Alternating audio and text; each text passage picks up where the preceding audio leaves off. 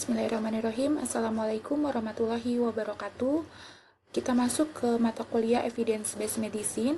Pada pembahasan kali ini, kita akan membahas tentang biostatistika dasar yang digunakan pada data yang kita akan cari dengan Evidence-Based Medicine.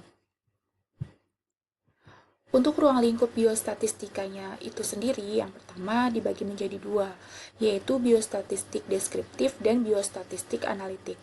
Untuk biostatistik deskriptif merupakan biostatistik yang menggambarkan atau mendeskripsikan realitas yang terjadi di masyarakat, layanan kesehatan, maupun di laboratorium yang berkaitan dengan pekerjaan kefarmasian dan kesehatan.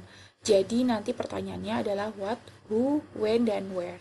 Jadi ini nanti akan bisa disimpan atau diletakkan pada perumusan masalah. Untuk biostatistik deskriptif ini terdapat dua skala, yang pertama ada numerik dan kategorik. Untuk skala numeriknya, parameternya berupa mean atau rata-rata, nilai rata-rata, median, dan modus. Median itu nilai tengah dan modus itu nilai yang sering keluar. Contohnya adalah rata-rata berat badan. Jadi kita akan menghitung berapa rata-rata dari berat badan yang tersedia. Data berat badan yang tersedia. Kemudian biostatistik deskriptif dengan kategorik, yaitu berupa frekuensi dan proporsi. Misalnya 30% pasien menderita hipertensi adalah wanita. Jadi frekuensinya atau proporsinya adalah 30% dari penderita hipertensi adalah wanita. Kemudian untuk biostatistik analitik digunakan untuk menentukan asosiasi atau keterikatan antara dua atau lebih fenomena yang terjadi pada suatu kejadian kefarmasian atau kesehatan. Nah, uji analitik ini berperan dalam analisa multivariat, bisa menggunakan regresi linier maupun regresi logistik. Kemudian juga berperan dalam survival analitik dan untuk meta analisis. Untuk biostatistik analitik dibagi menjadi 4 dengan tujuan yang berbeda. Jadi tujuan penelitian ini akan disesuaikan dengan analisanya. Nah, analisa ini jika datanya homogen dan normal menggunakan analisa utama, sedangkan jika datanya itu tidak homogen, maka akan dilanjutkan dengan data non-parametrik atau analisis alternatif. Untuk tujuan yang pertama, membandingkan proporsi yang tidak berpasangan, bisa menggunakan analisa utama berupa chi-square dengan subjek lebih dari 40%, atau kalau misalnya datanya non-parametrik, berarti dengan menggunakan Fisher dengan subjek kurang dari 20%. Untuk pembanding proporsi yang berpasangan, bisa pakai McNermar, kemudian juga bisa membandingkan rata tidak berpasangan, nah ini dengan uji T. Kalau uji T-nya tidak berpasangan berarti independen, kalau uji T-nya berpasangan berarti dependen. Nah, uji T yang independen non-parametriknya bisa menggunakan Mann-Whitney, sedangkan untuk yang dependen bisa menggunakan Wilcoxon. Kemudian untuk jenis variabel dan skala pengukuran, jadi variabel kualitatif ini merupakan variabel yang tersusun atas kategori-kategori yang hanya membedakan satu kelompok dengan kelompoknya. Jadi variabel kualitatif tidak dikonversikan menjadi sebuah angka atau ukuran tertentu. Sedangkan variabel kuantitatif ini merupakan variabel yang disusun menurut kuantitas atau besarnya atau nilainya dapat dinyatakan dengan angka. Jadi hasilnya akan berbeda pada suatu penelitian yang menggunakan kualitatif variabelnya dan dengan variabel kuantitatif. Untuk variabel kuantitatif itu sendiri dibagi lagi menjadi dua. Yang pertama, ada variabel diskret, yaitu variabel yang hanya memiliki angka atau nilai yang bulat. Tidak ada pecahan, contohnya frekuensi kunjungan ke puskesmas, jumlah anak, frekuensi kehamilan. Misalnya kan kunjungan ke puskesmas 3 kali, 2 kali, seperti itu ya. Tidak ada dia 2,5, tidak ada ya. Kemudian juga frekuensi kehamilan dan jumlah anak pun seperti itu. Nah, untuk variabel kontinu merupakan variabel yang dapat memiliki setiap nilai. Ya, jadi dia memiliki baik angka bulat maupun desimal yang memungkinkan adanya nilai-nilai tadi terletak dalam suatu rentang tertentu. Contohnya pH, misalnya ada suatu penelitian ingin mengukur pH. pH yang stabil itu terletak pada ini misalnya ya pH-nya itu 5 sampai 7,4. Berarti kan dia pada saat punya nilai 6,5 itu masih masuk ke dalam suatu rentang tertentu dan bisa ada desimalnya. Kemudian, nah ini skala pengukurannya. Jadi di sini jenis skalanya, skala nominal itu terdiri dari 2 atau lebih kategori, kemudian juga tidak dapat ditentukan nilai rata-ratanya. Jadi kalau kita pakai nominal, berarti contohnya itu untuk kasus-kasus seperti jenis kelamin, status bekerja, jadi kan tidak bisa dirata-ratakan. Misalnya jenis kelamin perempuan ada 2 orang, jenis kelamin laki-laki ada 3 orang. 2 tambah 3 jadi 5, 5 bagi 2 kan 2,5. Nah itu kan 2,5 kan tidak bisa merata-ratakan mengimplementasi untuk jenis kelamin. Kemudian untuk ordinal, di sini terdiri dari 3 atau lebih kategori, tidak dapat juga ditentukan nilai rata-ratanya. Misalnya tingkat kepatuhan obat, ya berarti patuh dan tidak patuh gitu ya. Sedangkan kalau misalnya ada di antaranya, misalnya dia data tingkat kepatuhannya 1,5, nah itu kan tidak bisa kita tentukan rata-ratanya. Kemudian interval, di sini tingkat kepuasan misalnya dari 0 sampai berapa persen. Kemudian dari berapa persen sampai berapa persen itu puas, tidak puas, dan sangat puas misalnya seperti itu. Kemudian rasio, berupa angka yang dapat dikurangi, ditambah, dibagi, ataupun dikalikan. Jadi dia memiliki nilai absolut, contohnya berat badan. Kalau berat badan kan berat badan total berapa orang, itu kan bisa kita hitung ya. Ya, kita masuk ke ukuran variabel outcome berdasarkan jenis desain dan pengukuran variabelnya. Nah, ini jenis desain yang kita cantumkan di sini berdasarkan hierarki yang sudah kita bahas di EBM sebelumnya ya. Jadi ada RCT, cohort, case control, dan cross-sectional. Nah, untuk variabel dibagi menjadi 2, mungkin sudah dibahas juga di materi EBM sebelumnya ya, sebelum UTS. Ini ada independen dan dependent. Untuk variabel exposure atau independen ini kita bisa menentukan. Jadi peneliti bisa menentukan. Misalnya konsentrasi dari suatu obat tertentu berapa persen, berapa persen, berapa persen. Nah, kemudian untuk variabel outcome atau dependent atau luaran adalah variabel yang akan mengikuti dari variabel independen yang telah kita tentukan.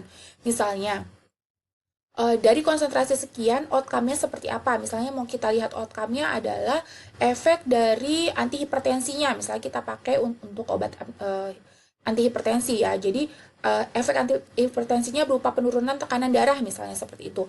Nah, variabel outcome-nya ini berarti kan penurunan tekanan darah. Jadi variabel dependen ini akan tergantung dari variabel independennya. Nah, ini contohnya untuk RCT. Dia variabel exposure-nya atau independennya menggunakan skala nominal. Nah, untuk variabel outcome bisa beberapa skala yang digunakan, misalnya skala nominal, jadi nominal dan nominal ya, ini ya, dua variabelnya sama-sama nominal. Parameter outcome-nya adalah insidensi itu kejadian tertentu. Nah, ukuran outcome-nya adalah risk ratio.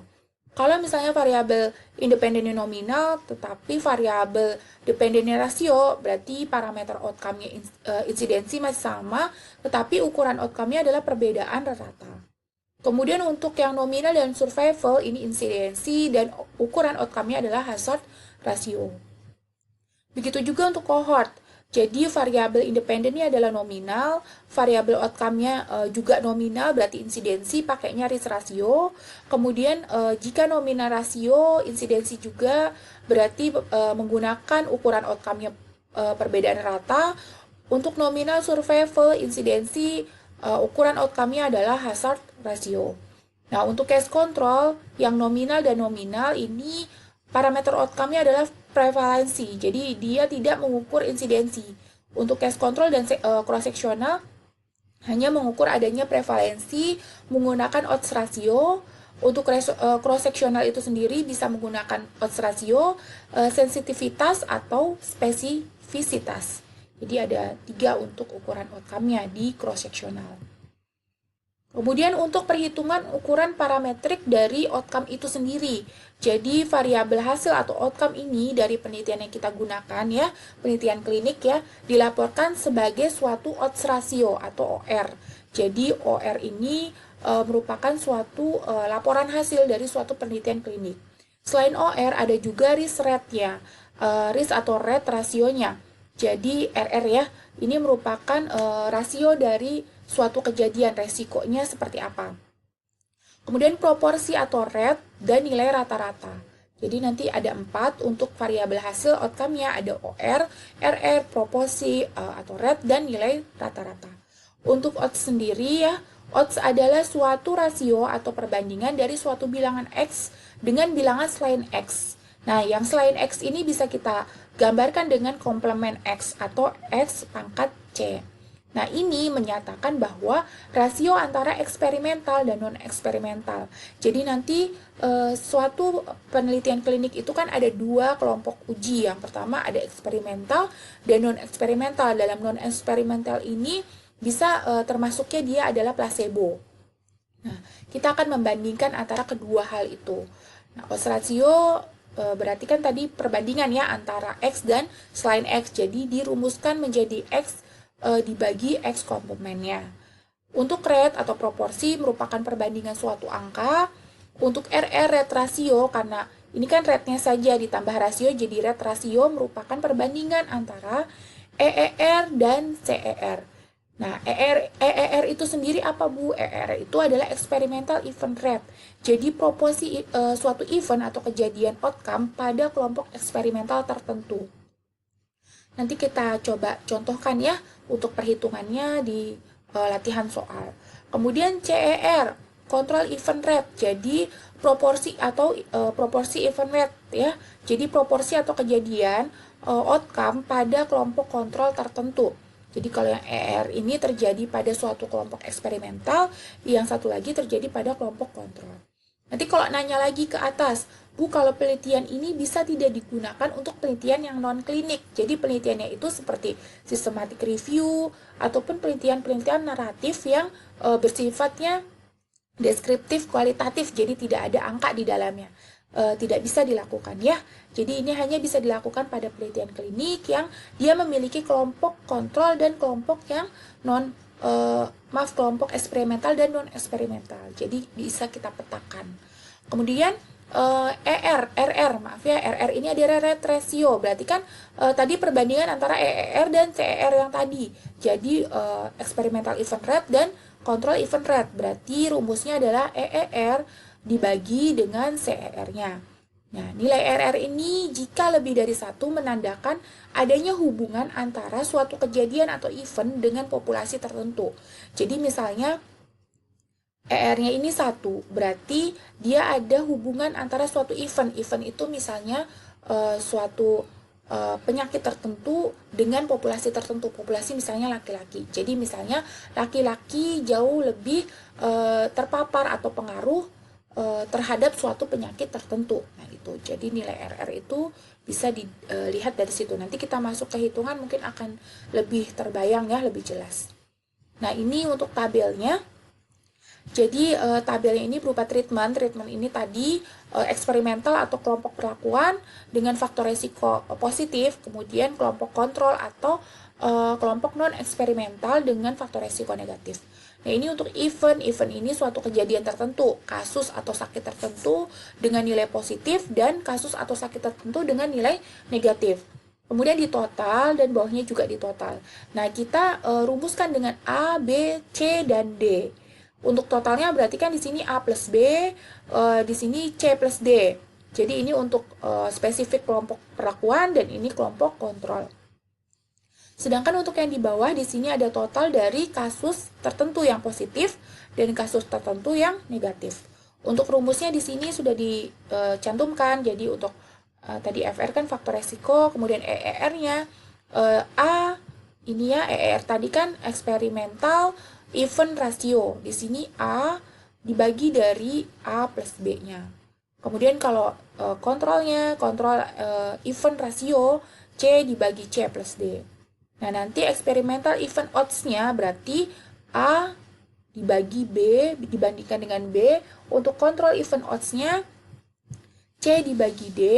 Dan nanti untuk relative odds-nya atau odds ratio secara umum berarti experimental event odds dibagi dengan control event odds berarti rumusnya seperti ini. A dibagi B dibagi lagi C dibagi D. Ini ya. Nah, ini menunjukkan peluang pada kejadian atau event tertentu karena suatu treatment lebih besar ataupun lebih. Hasil dari odds ratio menunjukkan peluang adanya kejadian atau event tertentu karena suatu treatment lebih besar atau lebih kecil dibandingkan event atau kejadian lain pada treatment yang sama. Jadi misalnya antara A dan B untuk kelompok yang perlakuan itu bagaimana? Apakah lebih besar A atau lebih besar B? Itu ditandai dengan OR tadi, odds ratio tadi. Kemudian odds ratio ini juga bisa dirubah ke probabilitas ataupun probabilitas bisa dikonversikan ke nilai odds.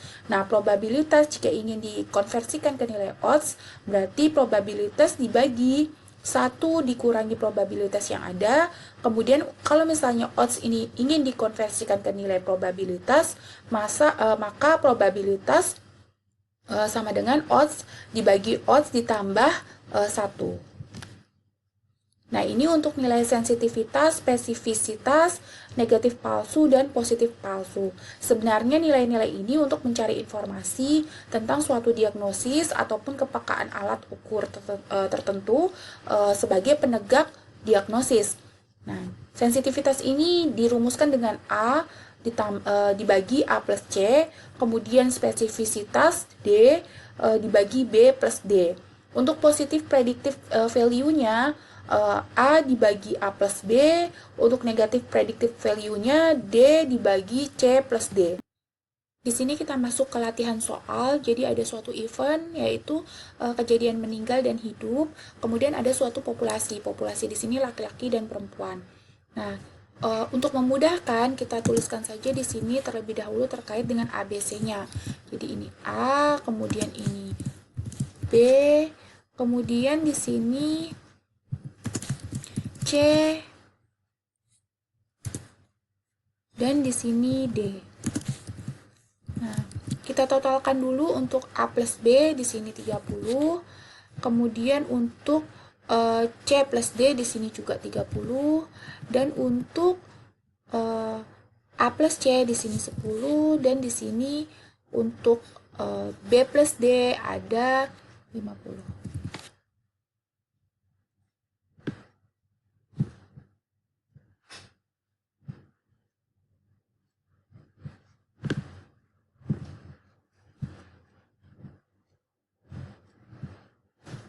Ya, ini adalah totalnya. Kemudian kita masuk ke nilai sensitivitas. Di sini rumusnya A dibagi A plus C, berarti A ini kan 1 dibagi dengan 30, hasilnya 0,033. Kemudian untuk spesifisitas di sini D ini kan 21 dibagi dengan B plus D. B plus D di sini 50. Oh, maaf, di sini bukan A plus C ya, tapi bukan A plus B, tapi A plus C, berarti 10. 0,1. Kemudian untuk yang spesifisitas D dibagi B plus D. B plus D berarti 50. Hasilnya 0,42. Kemudian untuk positif predictive value-nya A dibagi dengan A plus B, baru yang ini 0,033. Kemudian untuk yang negatif predictive value-nya D dibagi dengan C plus D sama dengan 0,7. Nah, kemudian untuk nilai eksperimental event rate rasionya di sini A tadi kan 1 dibagi dengan A plus B. A plus B tadi 30, 0,033. Kemudian untuk CER-nya atau kontrol event rasio ya, ini adalah tadi 9 ya. Berarti ini C-nya. Berarti 9 dibagi C plus D, 30. Hasilnya 0,3. Oke, untuk RR atau risk ratio-nya berarti kan experimental event ratio dibagi control event ratio. Berarti 0,033 dibagi dengan 0,3.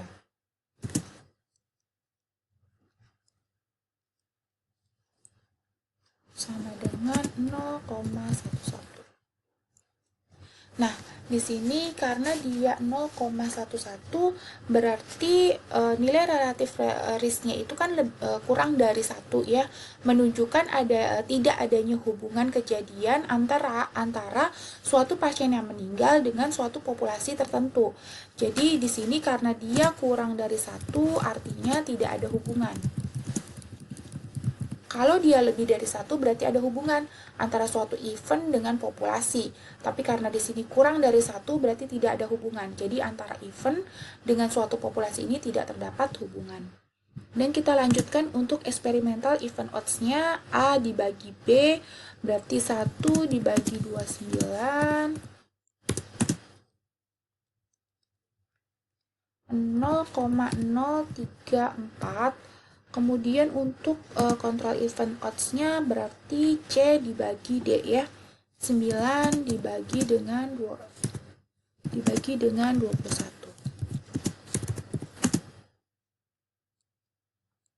Berarti 0,42.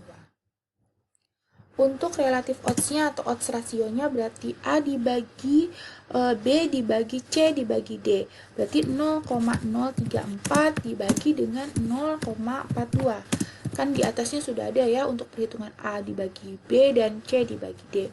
Berarti 0,034 dibagi 0,42. Hasilnya 0,080 ya, 80. Jadi 0,08 saja. Ya, sudah disampaikan bahwa OR atau odds ratio ini merupakan suatu peluang dari kelompok eksperimental terhadap kelompok kontrol. Jadi di sini karena nilainya 0,08 berarti peluang atau kemungkinan kelompok ini meninggal 0,08 kali dari kelompok yang hidup. Jadi lebih besar 0,08 kali dari kelompok yang hidup. Baik, kita lanjutkan materinya ke efek treatment. Efek treatment ini dilambangkan dengan NNT atau number needed to treat. Jadi angka yang menunjukkan jumlah pasien atau penderita yang harus diterapi untuk mendapatkan satu efek terapi yang diharapkan. Jadi kalau misalnya ada NNT dari paracetamol adalah 2, artinya jika ada pasien dengan kondisi demam, setiap 2 orang pasien yang demam itu jika diterapi dengan paracetamol, maka 1 orang diantaranya mengalami kesembuhan. Jadi semakin kecil nilai NNT-nya, maka semakin manjur atau efektif. Jadi kalau di sini nilainya 3, berarti dari 3 orang yang ditreatment dengan paracetamol hanya 1 yang mengalami kesembuhan.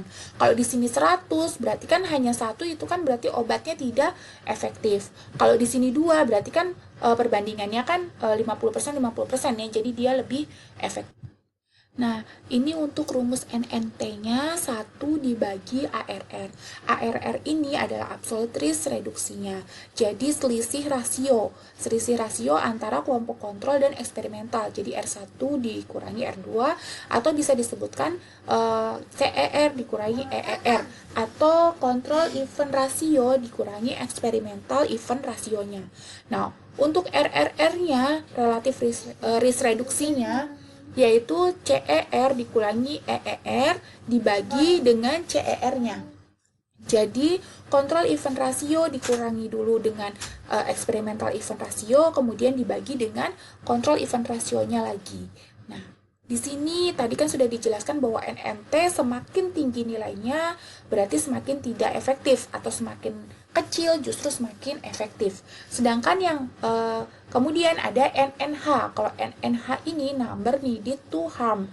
Jadi angka yang menunjukkan pasien atau penderita yang mendapatkan terapi obat tertentu sehingga menimbulkan efek yang tidak diharapkan. Jadi berkebalikan ya antara NNT dan NNH.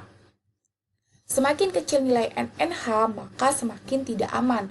Jadi kurang lebihnya sama untuk artinya, tetapi berbeda maknanya. Kalau di sini semakin dia kecil, tadi ya semakin sedikit, berarti obatnya semakin tidak aman. Untuk rumusnya di sini ada ARI atau absolute risk increase. Nah, di sini EER dikurangi CER. Jadi eksperimental yang justru akan mengurangi dari kontrolnya. Kemudian RRI relative risk increase-nya. Di sini eksperimental dikurangi kontrol dulu, kemudian dibagi lagi dengan kontrolnya. Nah, untuk rumus NNH-nya itu sendiri adalah 1 dibagi dengan ARI-nya. Kita masuk ke soal ya, ke latihan soal. Jadi kita hitung untuk NNT dan NNH-nya. Di sini untuk sensitivitasnya lagi terlebih dahulu tadi ya, seperti tadi kita latihan lagi, ini A, kemudian di sini B, di sini C, kemudian di sini D. Agar mudah kita totalkan dulu, di sini 56, kemudian di sini 26.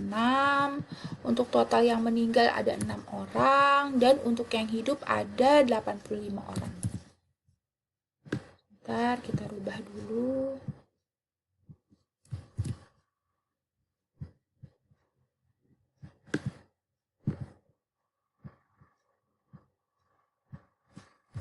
Oke.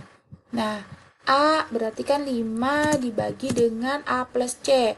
Berarti 6. Hasilnya adalah 5 dibagi 6. 0,833. Kemudian untuk yang tadi sensitivitas ya, ini spesifisitas berarti 25D dibagi dengan B plus D. Berarti dibagi dengan 85 orang. Hasilnya 25 dibagi dengan 85. 0,294. Kemudian menghitung untuk positif predictive value. Di sini A-nya 5 dibagi dengan A plus B. Berarti 56. Hasilnya 5 dibagi 56. 0,08. Kemudian untuk negatif predictive value-nya ada D, di sini 25 dibagi dengan C plus D. C plus D-nya 26, berarti hasilnya 0,96. Nah, untuk EER-nya di sini A dibagi A plus B, A-nya 5 dibagi A plus B, berarti 56. 0,08. Untuk CR-nya C dibagi dengan C plus D, berarti 26.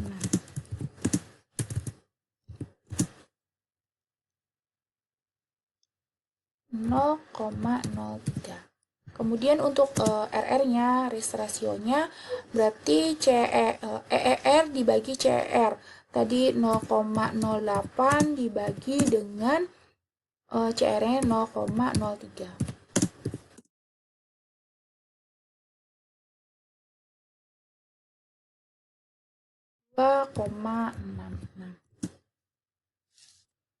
Ya. Tadi kan risk ratio menunjukkan adanya hubungan.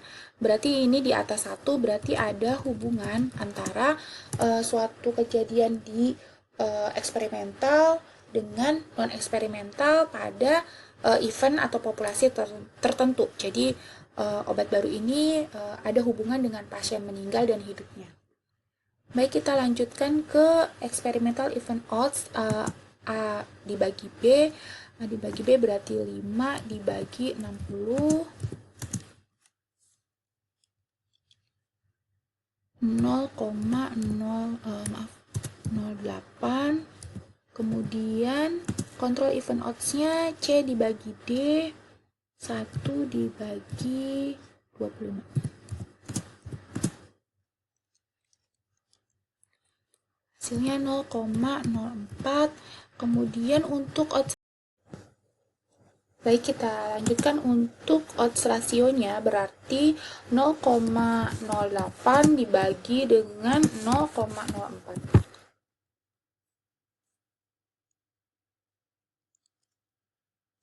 Hasilnya adalah 2. Ya, untuk kelompok odds ratio ini kan peluangnya 2, berarti kelompok obat baru ini memiliki 2 kali lebih besar peluang untuk event dibandingkan dengan kelompok dari placebo atau yang kontrol ya. Karena ini kan tadi kan eksperimental berbagi dengan dibandingkan dengan kontrolnya.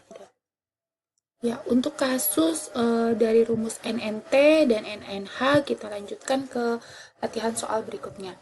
Jadi di sini ada pasien dengan penyakit diabetik selama 5 tahun mengalami resiko retinopati, kemudian didapatkan data sebagai berikut. Jadi untuk kontrol event rasionya 38%, sedangkan eksperimental event rasionya 13%.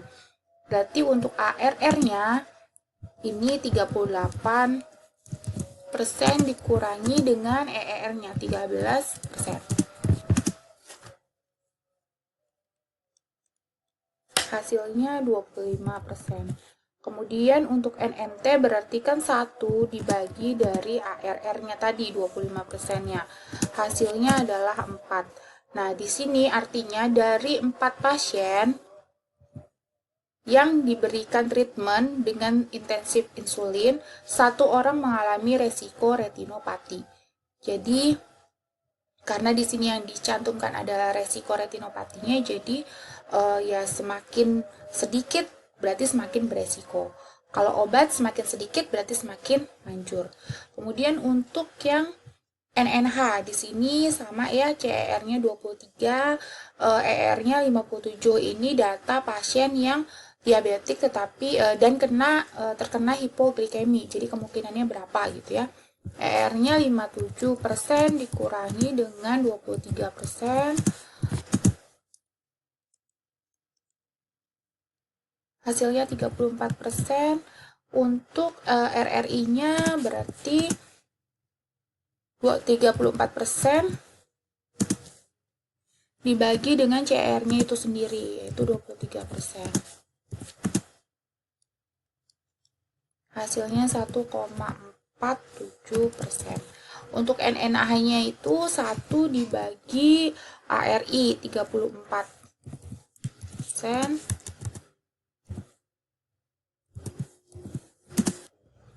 Karena ini persen ya, jadi dibagi dulu 0,34 ya, karena kan 34% sama dengan 0,34 dibagi 1 dibagi 0,34. Hasilnya 2,9. Karena ini adalah pasien sehingga dibulatkan menjadi 3. Jadi dari 3 pasien yang menggunakan insulin intensif, hanya 1 orang yang mengalami kejadian hipoglikemi. Jadi semakin sedikit jumlahnya berarti kan semakin semakin tidak aman. Kalau dia semakin besar, misalnya di sini 100, hanya 1 orang berarti kan semakin aman. Untuk NNH kebalikan dari NNT ya. Nah, kita lanjut ke uji klinis berdasarkan jenis desainnya. Jadi penelitian klinik ini tujuannya adalah outcome yang spesifik, membentukkan desain yang sesuai. Untuk cross-seksional ini menentukan prevalensi penyakit. Jadi kalau kita menggunakan suatu uji cross-seksional itu untuk menentukan suatu prevalensi penyakit. Kalau cohort dia untuk menghitung insidensi karena pada saat itu ya, jadi diikuti pada saat itu ke depan. Kalau cross-seksional kan hanya satu waktu saja, jadi hanya menghitung prevalensi saja. Kalau yang cohort dia bisa menghitung insidensi. Untuk yang RCT ini adalah uji kemanjuran dari obat, karena di sini kan ada trialnya ya, ada randomized maupun yang unrandomized. Nah, untuk desain di sini case control atau cross sectional, ukuran keamanan klinisnya ditandai dengan parameter OR. Kemudian untuk RCT di sini ukuran parameter klinis utamanya ada RR, risk ratio. Kemudian ukuran kemaknaan klinis turunannya ada ARR.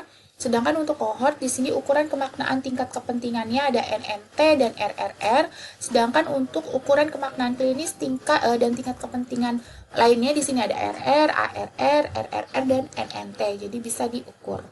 Ya, kemudian untuk menghitung ukuran parameter outcome untuk uji kemanjuran, di sini uji kemanjuran itu sendiri bertujuan untuk memilih atau menetapkan terapi obat tertentu atau tindakan terapi tertentu yang memberikan keberhasilan yang paling tinggi.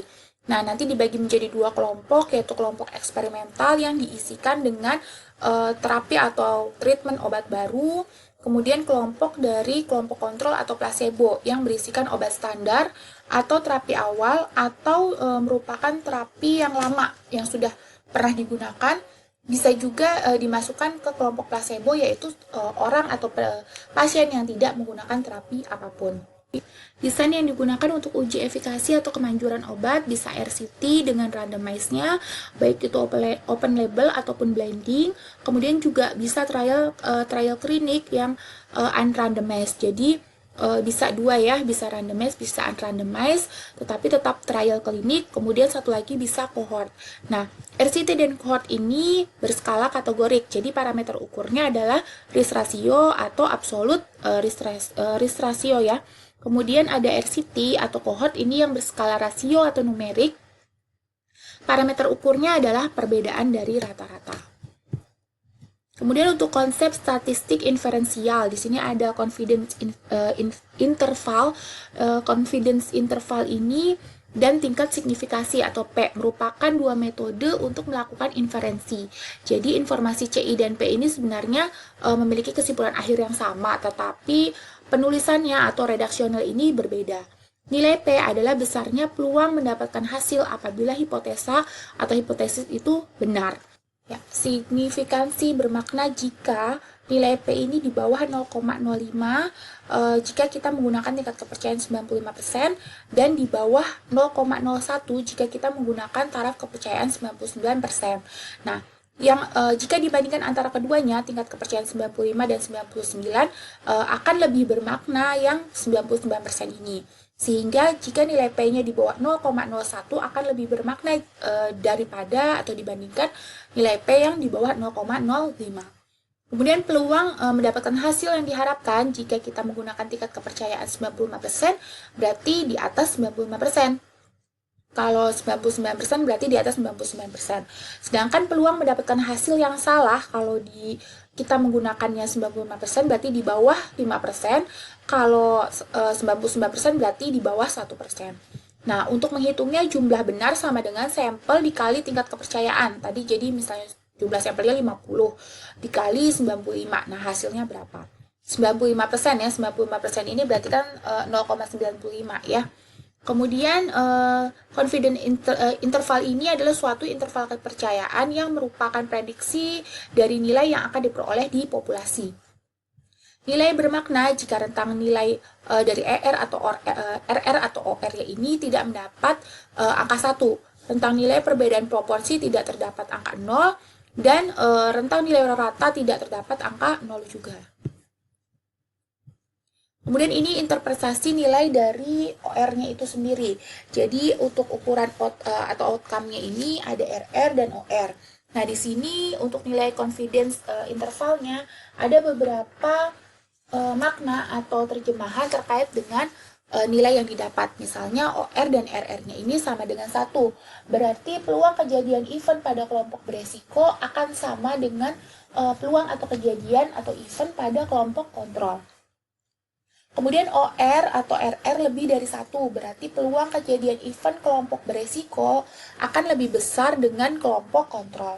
Kemudian kalau OR atau RR-nya itu kurang dari 1, berarti peluang kejadian event kelompok beresiko akan lebih kecil dibandingkan kelompok kontrol. Dan kalau misalnya RR dan OR ini di antara nilai 1, berarti peluang kejadian event pada kelompok perlakuan dan kelompok kontrol ini tidak dapat dinilai atau tidak dapat diketahui. Nah, ini untuk uji hipotesis. Jadi, uji hipotesis ini merupakan komponen yang tidak terpisahkan dari suatu rumusan dan tujuan penelitian. Jadi, kita harus searahkan antara rumusan, tujuan penelitian, hipotesis, dan nanti di akhir adalah kesimpulan kalau adik-adik nanti melakukan penelitian ya. Jadi, kalau misalkan di EBM ini sendiri, adik-adik lihat hipotesanya seperti apa, hasilnya apakah sesuai atau bagaimana. Nah, itu bisa kita lihat dari dua hipotesa yang dilakukan atau cantumkan, hipotesa statistik dan hipotesa penelitian. Hipotesa penelitian dan hipotesa statistik ini harus berbeda karena dia merupakan suatu yang berbeda. Hipotesa statistik merupakan dasar dan pedoman untuk analisa data, dan jenis hipotesa ini berdasarkan jumlah variabel analisis. Misalnya hipotesa statistik yang bivariat ataupun hipotesa multivariat. Contohnya seperti ini. Misalnya ada suatu penelitian. Hipotesa penelitiannya itu adalah terdapat hubungan antara pemberian edukasi dengan kepatuhan minum obat. Sedangkan untuk hipotesa statistiknya atau H0-nya tidak terdapat hubungan antara pemberian edukasi dengan kepatuhan minum obat. Nah, penelitian yang bisa dicantumkan hipotesanya ini adalah penelitian yang dengan kuantitatif. Jadi kalau kualitatif dia tidak bisa dicantumkan hipotesanya karena akan terlalu luas. Sedangkan pada penelitian kuantitatif itu kan bisa kita ukur. Berikut referensi yang saya gunakan. Terima kasih untuk pertemuan kali ini. Semoga bermanfaat. Kurangnya saya mohon maaf. Wassalamualaikum warahmatullahi wabarakatuh.